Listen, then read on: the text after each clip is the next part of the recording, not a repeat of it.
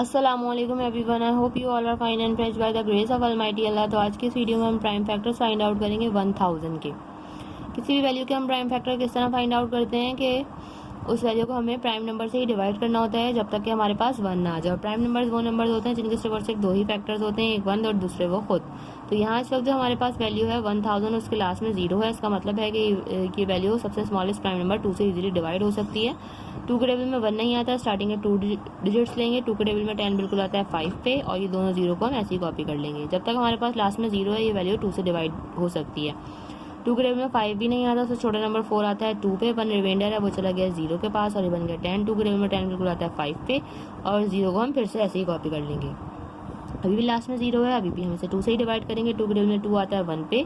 2 के टेबल में 5 नहीं आता, तो छोटा नंबर 4 आता है 2 पे। 1 रिमाइंडर है वो चला गया 0 के पास और ये बन गया 10।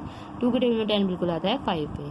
अब जो हमारे पास ये वैल्यू बन चुकी है वो है 125। लास्ट में ऑड नंबर है इसलिए वैल्यू अब 2 से डिवाइड नहीं हो सकती। 2 के बाद जो नेक्स्ट प्राइम नंबर है वो है 3, और 3 का डिविजिबिलिटी रूल है कि एक वैल्यू के तमाम डिजिट्स को प्लस करके देखेंगे। अगर ऐसी वैल्यू है जो कि 3 का मल्टीपल है तो वैल्यू 3 से कम्प्लीटली डिवाइड हो सकती है।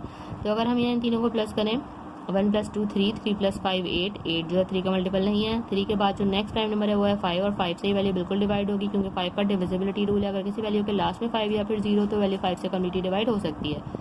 5 के टेबल में लेकिन 12 नहीं आता, तो छोटा नंबर 10 आता है 2 पे। 2 रिमाइंडर है वो चला गया 2 के पास और ये बन गया 25। 5 के टेबल में 25 बिल्कुल आता है 5 पे।